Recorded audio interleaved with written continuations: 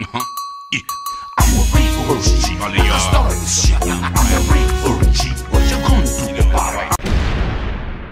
You find yourself stuck wanting to jump into the rap industry. Well, I do have the 411 for you because Mr. Christopher Odele is here.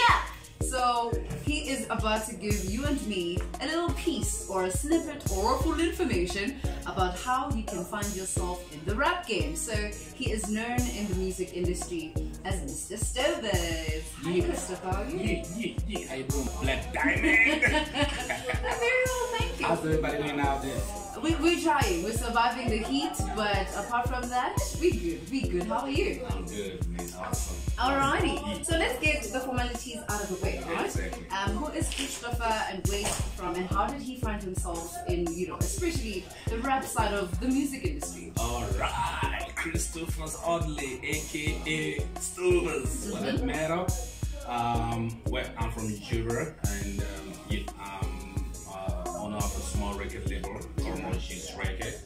Okay. And my aspect in music, I call myself like a savior or something, like somebody that's born to serve in the music industry. So I'm more passionate about developing young talent.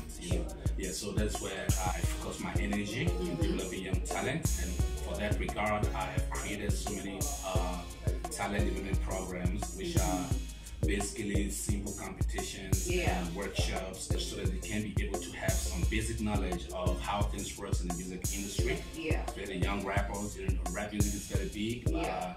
But the approach, that is where my calling is. Alright. Yeah.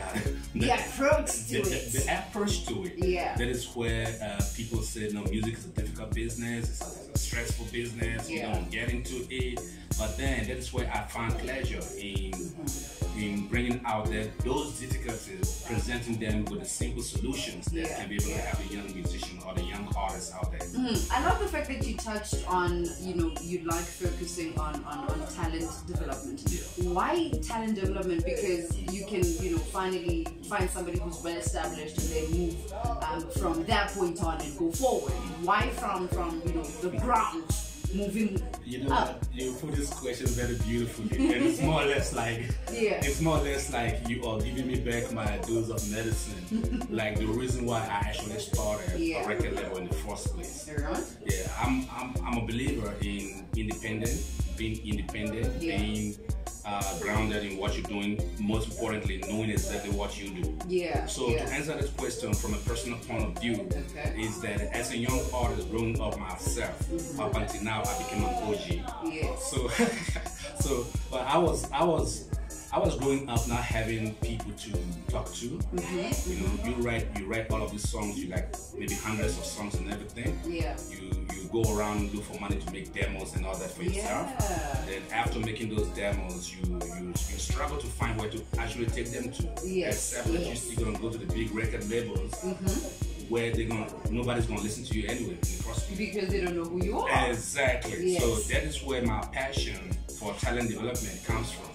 That at this time, having been in the game for for decades and decades, and having had the opportunity at this point in my life, like it's more or less like a calling that I should find some space to create some opportunity for some young musicians out there, even if just to teach them the business of the music, how they can become profitably independent and sustainable. That is something that I actually focus on. That is where my passion for talent came from, like from a personal point of view. Yes, I love it because as young people who are moving with the generation of music, and it evolves every single minute without us even knowing, we focus most importantly on the end result, forgetting the process of getting there, right? So how do you then, teach the young ones to also focus on independence of owning your own masters, owning your own work, before you can now say that I'm an independent rap artist, but your body of work is owned by somebody else. Okay, you've got all of these questions all wrapped up. So to actually speak about the body of work, how you're gonna be owning your body of work, like most people make noise on social media, I own my work. No, it's not easy to actually own your work as a music artist. I can in this entire world, maybe not more than 10 artists can say they own their work. It's not easy because music is all about percentages. True. Yeah, you create art, other people that help you and all that. You can only own your work if you had perhaps invested financially 100% of it. So then you can own your work.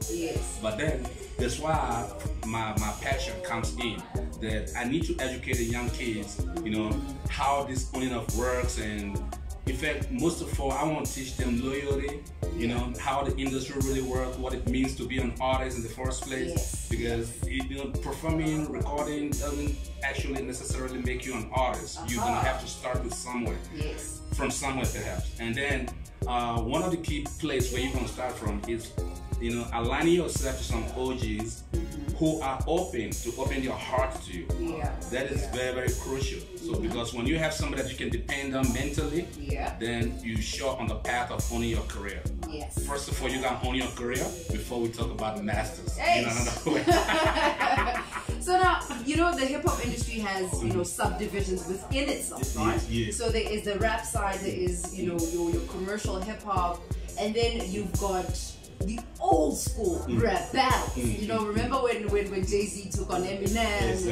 And it started back before he brought it into that space. You know, your MC. That's what they used to call it. So now, why is this method of rap battle to you as one, an OG in the hip hop industry, as well as for somebody who's upcoming, important? No, now, let me tell you something.